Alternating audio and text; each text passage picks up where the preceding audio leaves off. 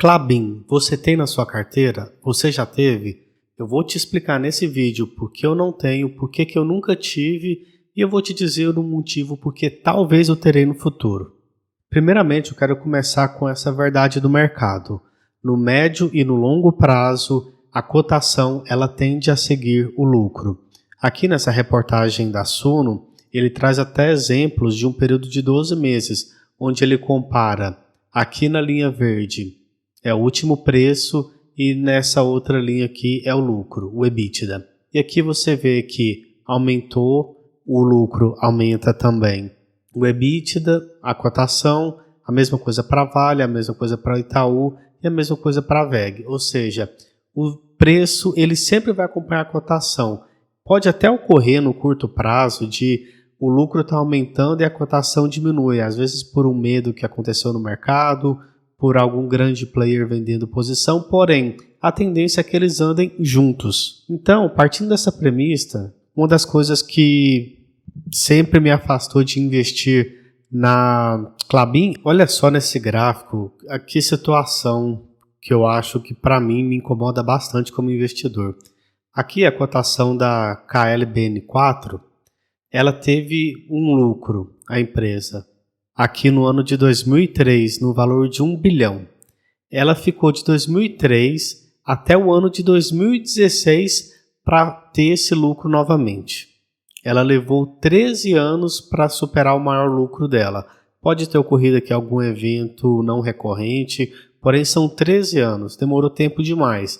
Aí teve 2016, ela só foi superar esse lucro no ano de 2021, 5 anos após. Ou seja, ela tem um lucro, ela leva 13 anos para esse lucro ser superado, depois ela tem um novo lucro histórico, um recorde, e ela leva 5 anos. É uma empresa que o gráfico dela é um zigue-zague e é uma empresa que é muito inconstante quanto ao seu lucro. Quando a gente olha aqui a receita realmente ela é uma receita crescente, tudo mais. Porém, receita ela precisa ser acompanhada de lucro. Não adianta, a receita por si só não coloca dinheiro no bolso. Se o custo for maior, se as despesas forem maiores, você não vai ter dividendo, você não vai ter um retorno, não vai ter ROI. Então, esse aqui é o gráfico. O gráfico é, ao meu ver, isso aqui é uma tragédia. E algo que eu vejo muito agora, tem pessoas que eu gosto muito, grandes influenciadores, que falam muito de Klabin. Tem o Neto Invest, que ele tem o Mirai Invest, que ele tem o pessoal lá do Ações Garantem o Futuro, o Barsi, mas eles têm os critérios deles para ter, se você acompanhar os vídeos dele. Porém, nos meus critérios, quando eu olho esse tipo de razão aqui, eu fico totalmente incomodado, porque, na minha opinião, eu entendo que existem empresas melhores. Você olha aqui a Sanepar, quando olha que a cotação versus lucro dela é só aumentando, só para cima. Olha esse gráfico aqui, cotação versus lucro do SAPR4. Essa linha nessa cor aqui, desse verde, ela está só subindo. Olha a diferença desse gráfico que só sobe para esse outro gráfico aqui, que sobe, desce, sobe, desce, sobe, desce.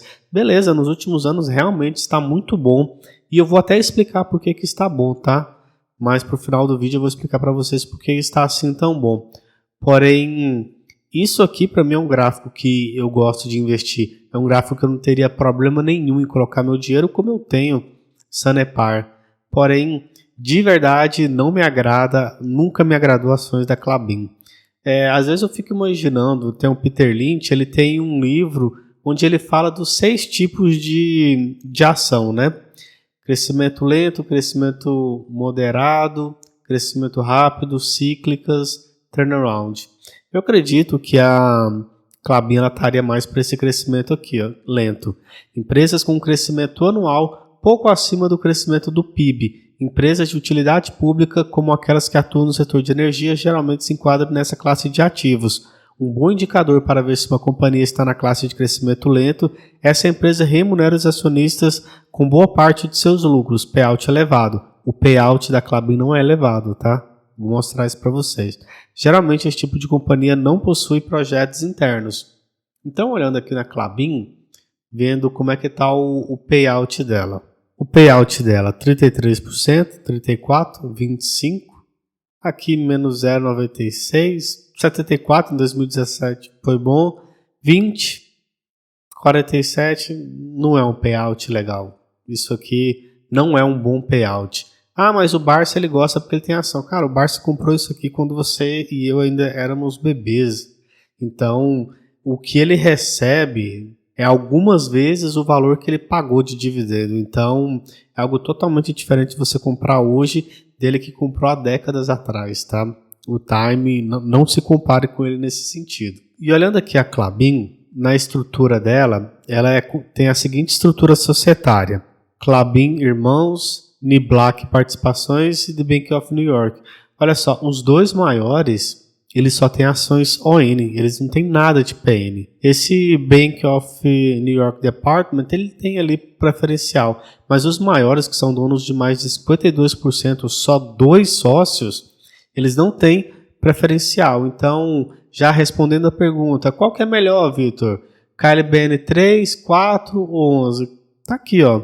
Esses caras são os caras que mandam. Se eles tiverem que decidir alguma coisa que seja favorável, vai ser favorável às ações ON, que são as ações que eles possuem. Porém, de maneira para tranquilizar, elas são nível 2 e elas têm 100% de tag along. Então, aí já fica mais confortável a situação da pessoa que investe em Unity e nas preferenciais. E aqui só para explicar, o segmento de listagem nível 2 é similar ao novo mercado, porém com algumas exceções. As empresas listadas têm o direito de manter ações preferenciais. Então ela é quase do novo mercado. O novo mercado é tipo a Ambev, ela só tem ação tipo 3 e ela tem um nível de governança mais avançado. Ela é quase o novo mercado, porém ela tem essas preferenciais aqui. Aí aqui no site do Investidor 10, ela compara as ações da Klabin com seus concorrentes. Suzano, Klabin, Irani e essa Nemo 3 aqui que você pode desconsiderar. Então, quando compara preço sobre lucro, ela não é a melhor. Essa Nemo que você desconsidera. Preço sobre valor patrimonial,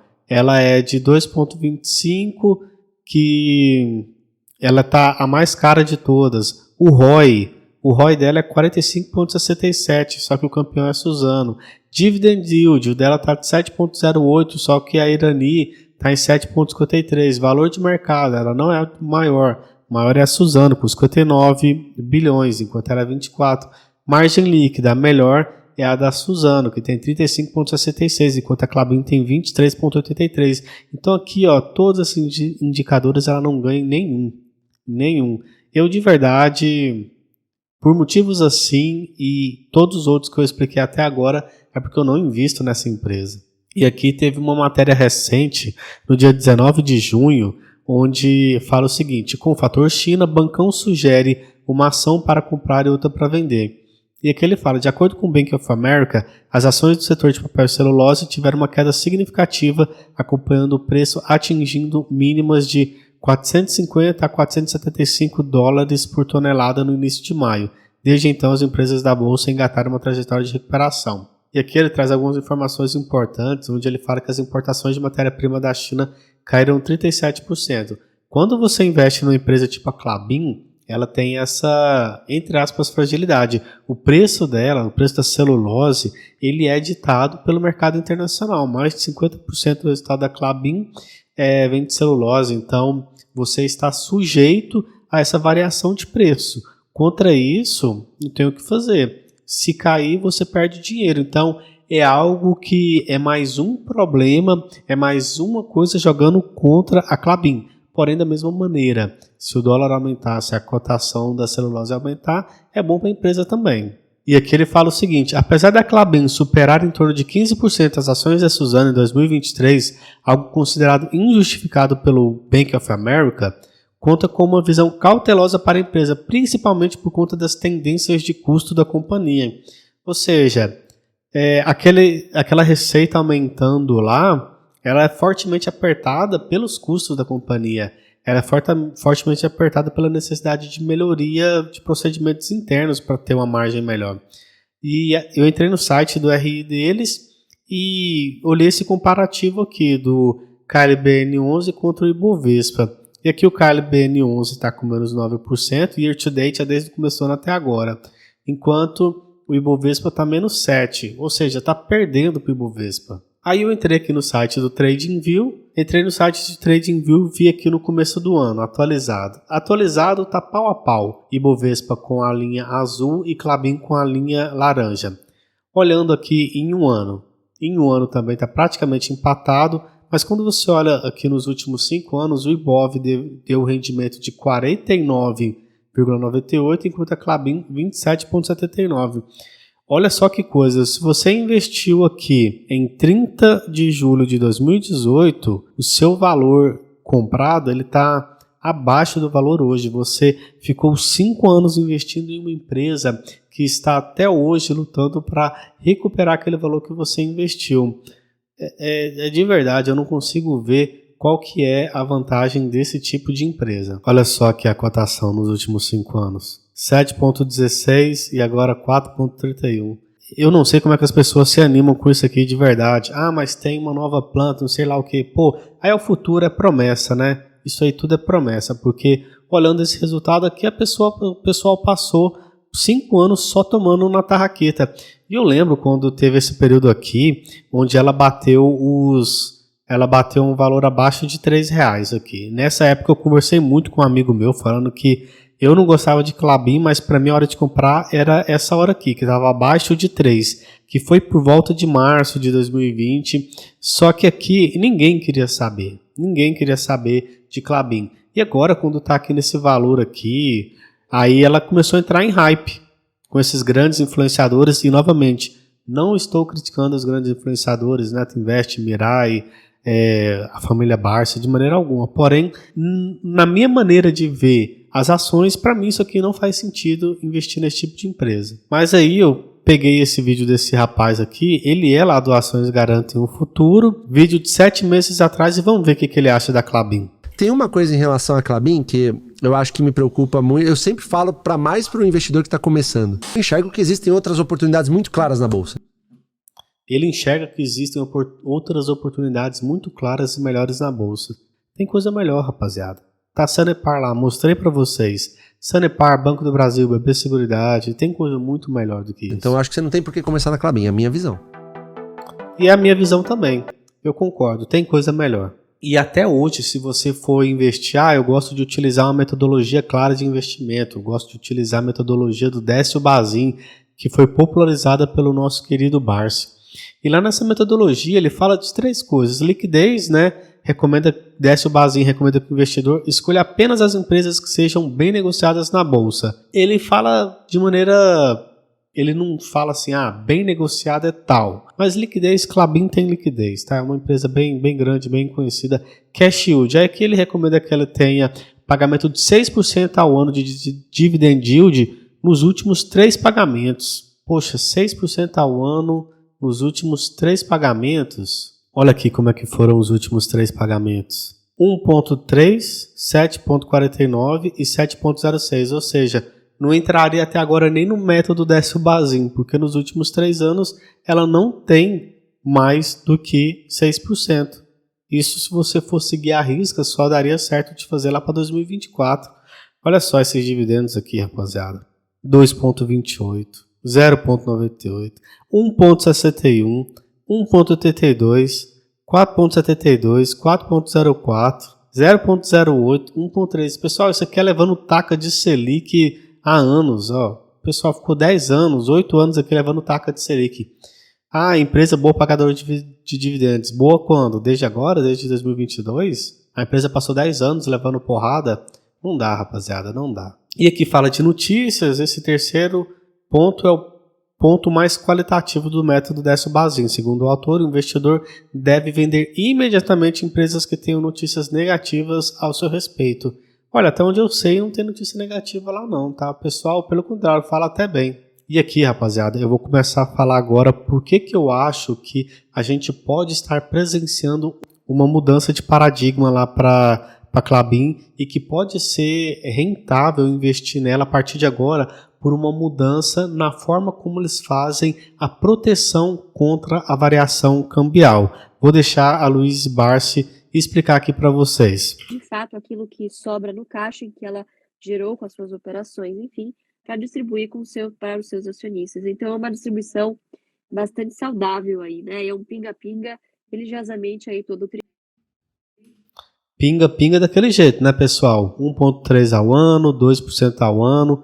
É o pinga-pinga bom para eles que compraram 10, 20, 30 anos atrás. Não para você que comprou agora e está recebendo aí 1%. Desde que a empresa conseguiu solucionar uma linha que ficava negativa ali no balanço, né, eles criaram uma política de hedge, passaram a fazer hedge da operação, e aí sim foram compensando os sucessivos prejuízos que eram cambiais, né, não eram efeitos Ou seja, caixa. Ele é uma empresa muito endividada e ela se endividava via contratação de empréstimos no exterior. Então, esse endividamento no exterior fazia com que o resultado dela, volta e meia, tinha que fazer o reconhecimento pelo valor justo e aí tinha que registrar a variação cambial. E nisso era uma paulada que ocorria todo mês. E agora, essa empresa que tem mais de 100 anos, ela decidiu agora ter uma política de hedge para evitar esse tipo de coisa. Tá vendo que, assim, que coisa já deveria ter sido feita, ó, há muito tempo atrás. Fala isso como, nossa, agora temos a política de hedge. Poxa, mas essa empresa tem 100 anos. O Brasil é um país super exposto a variações cambiais, só fizeram isso agora. E aí você vê um problema de gestão. É uma empresa que tem na diretoria Klabin para tudo quanto é lugar. Tudo quanto é lugar tem um Klabin. Vou mostrar para vocês um vídeo ali mais para frente, mostrando os Klabin. Olha só esse vídeo aqui, onde ele fala das relações familiares aqui. O tanto de Klabin que tem. Olha o tanto de Klabin. Daniel, espólio de Armando, Israel Klabin, Lília Klabin, Paulo, sei lá o quê. Olha o tanto de pessoa. Pai, mãe, filho. É uma empresa que tem essa questão muito familiar. Você gosta de empresa assim? Se você gosta, tá aí. Talvez por ter esse tanto de familiar aí, o pessoal não pensou antes em fazer um simples hedge, que é um contrato bem tranquilo de fazer, tá? E por conta disso, o resultado fez com que o resultado fosse isso aqui, ó. Isso aqui é variação cambial. Porém, a Luísa, ela fala a seguinte coisa aqui que eu discordo, tá? Ela falou que não era efeito caixa. Pessoal, isso é efeito caixa sim. Mesmo a Klabin, ela tendo muitas dívidas de longo prazo, é o seguinte, uma hora você registrou, por exemplo, um empréstimo de 100 milhões com um dólar a R$4 e o dólar foi para 5, ou seja, 25%. Então você tem que registrar lá 25% a mais de variação cambial. Porém, em algum momento você vai pagar isso. Ela não tem um efeito caixa imediato, porém o efeito caixa você tem sim. Então eu acredito que essa questão do... Mas e aí? Como que eu poderia hoje mudar a minha opinião de nunca ter investido em Klabin e talvez de agora em diante começar a investir em Klabin? Uma coisa que aconteceu é que nos últimos 3 anos ela sim está performando bem. E isso sim é graças à questão do contrato de hedge, que agora elas conseguem segurar a onda desses impactos de variação cambial, que como eu disse, não impactam o caixa de imediato, mas sim impactam o caixa, e agora ela está começando a apresentar resultados melhores e nos últimos 2 anos ela está apresentando um dividend yield interessante. Nesse sentido, sim, eu poderia começar a pensar em investir na Klabin, mas eu gosto de investir em empresas dessa maneira que utiliza o critério da fórmula mágica do Joel Greenblatt. O nome não é muito bom, fórmula mágica, mas em inglês ele se chama The Little Book That Beats the Market, o pequeno livro que bateu o mercado. E aí sim é um nome mais adequado, mas aqui no Brasil eles quiseram dar esse nome sensacionalista que parece de vendedor de curso picareta. Mas pode ter certeza, o Joel Greenblatt é um cara muito sério. E se a Klabin estivesse lá, eu investiria nas ações dela. E tem uma coisa muito interessante utilizando esse método. Aqui o Ramiro, do Clube do Valor, há 3 semanas atrás, ele colocou o seguinte: será que eu investiria na Klabin? Ele só investe quando utiliza o método da posição 1 até 20. E ela está na posição 34ª, ou seja, não valeria a pena investir. Porém, utilizando a análise de como que estaria hoje no método Décio Bazin, ela já está em 24º, ou seja, passou apenas 3 semanas, ela já subiu 10 pontos nesse ranking. Então, ela está cada vez mais aumentando o seu EV/EBIT e ela está cada vez mais melhorando o seu ROIC. Então, nesse sentido, eu com certeza animaria a investir utilizando a fórmula mágica, que é a maneira hoje como eu invisto. No futuro, eu poderia ter a Klabin, se ela chegar no top 20 da fórmula mágica. Mas e aí, o que você achou disso? Você acha que a Klabin é isso tudo que as pessoas falam por aí? Ou que talvez ela seja, caso todos os investimentos que ela está fazendo e caso as perspectivas sobre ela se concretizem? Coloca aqui os seus comentários. Se você ficou até aqui nesse vídeo, então quer dizer que você gostou. Então já se inscreva, já compartilhe com um amigo, ative o sininho para as notificações. Muito obrigado por ter ficado até aqui. Meu nome é Vitor Faustino, tamo junto e é só o começo.